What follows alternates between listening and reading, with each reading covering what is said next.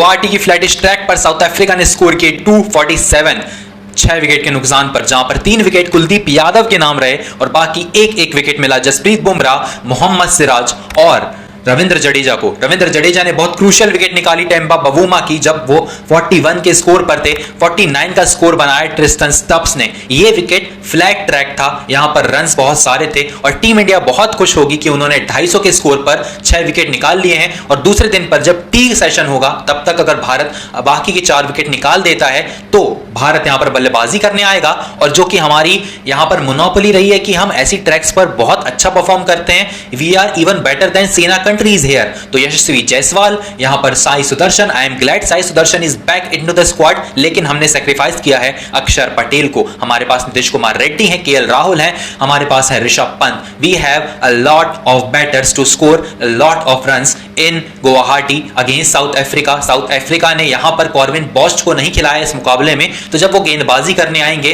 तो यहां पर भारत के लिए थोड़ा सा और इजी हो जाएगा बल्लेबाजी करना। अगर मैं बात करूं यहां पर बल्लेबाजी की तो मुत्तुस्वामी अभी बल्लेबाजी कर रहे हैं और ऑलमोस्ट यहां पर टेल आ गई है साउथ अफ्रीका की। जब टेल आ जाती है तो इसका मतलब यह है कि बहुत अर्ली विकेट्स आप पिक कर सकते हैं। इस दिन की शुरुआत हुई थी जसप्रीत बुमराह ने जो गेंदें डाली थी उससे, केएल राहुल ने कैच छोड़ा था स्लिप पर, रन्स मिले थे साउथ अफ्रीका को, लेकिन 82 पर जब पहला विकेट गिरा तब साउथ अफ्रीका भारत से कहीं आगे था। लेकिन टी सेशन के बाद कहीं ना कहीं कुलदीप यादव ने ओवर पावर किया और Kuldeep Yadav was unplayable today. And Kuldeep Yadav की गेंदबाजी देखकर ऐसा लग रहा था that he is not going anywhere in Guwahati. जहां तक कि साउथ अफ्रीका की बात है तो साउथ अफ्रीका ने बहुत ट्राई किया, टेम्पा बवूमा और ट्रिस्टन स्टब्स जब तक खड़े थे तब तक सदी हुई बल्लेबाजी नजर आ रही थी। जैसे ही कुलदीप यादव ने वो ब्रेक थ्रूस निकाले वहां पर गेम पलट गया और Kuldeep Yadav was on the 7th sky when he picked few wickets. और वहां पर ऋषभ पंत कंसिस्टेंटली वहां पर उन्हें कहते जा रहे थे कि खराब गेंद है, ये अच्छी गेंद है।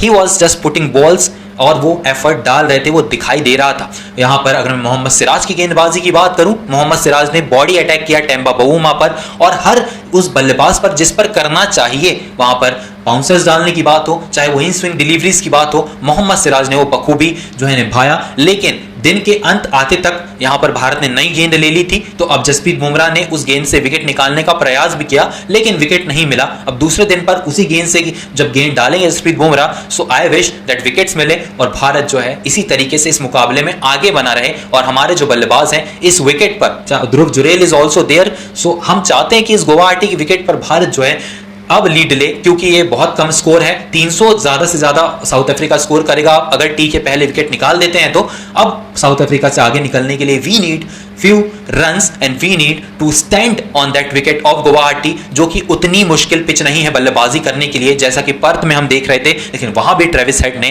कमाल कर दिखाया। अब मैं अगर बात करूं वहां पर उस मुकाबले की तो वहां पर मिचेल स्टार्क ने 10 विकेट निकाले हैं और वो 10 विकेट बहुत अहम थे। हर गेंदबाज जो है ऑस्ट्रेलिया का इंग्लैंड के खिलाफ बहुत अच्छा परफॉर्म कर रहा था, लेकिन यार 2 दिन में मुकाबला खत्म हो गया, ये भेदभाव क्यों?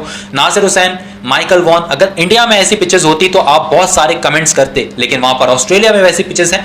अब एशेस है, ये कॉम्पिटिटिव एशेस कहां से है? फिर यहां पर मिचेल स्टार्क को हम जरूर सराहना करेंगे, लेकिन कहीं ना कहीं ट्रेविस हेड ने यह बताया, मार्नस लाबुशेन ने यह बताया कि यहां पर रन्स हैं, अगर आप बनाना चाहें तो वो जो एक स्टेटमेंट है वो तुरंत ही खारिज हो जाता है यहां पर ट्रेविस हेड की बल्लेबाजी से। लेकिन उतनी अच्छी ट्रैक नहीं थी बल्लेबाजी के लिए, ये कॉम्पिटिटिव ट्रैक नहीं था। 2 दिन में एशेस का टेस्ट खत्म होना इस बात का प्रूफ है कि जो विकेट थी पर्थ में that was not up to the mark against England, जहां पर हम चाह रहे थे कि हम जीतें और वो जीता। 2012 के बाद से इंग्लैंड ने एक भी मुकाबला नहीं जीता है ऑस्ट्रेलिया में और वो अभी भी जीत तलाश रहे हैं। और एशेस में जब आप खेलते हैं तो आपके सामने होता है ऑस्ट्रेलिया, आपके सामने होते हैं मिचेल स्टार्क और he is the player of the match in Ashes first test Perth में, जहां पर हमने देखा कि बॉलैंड हो चाहे वो मिचेल स्टार्क हो, सब ने अच्छी गेंदबाजी करी है ऑल ओवर द विकेट। यहां पर जो विकेट थी वो गेंदबाजी के अनुकूल थी, लेकिन वहां पर जो ट्रेविस हेड ने कर दिखाया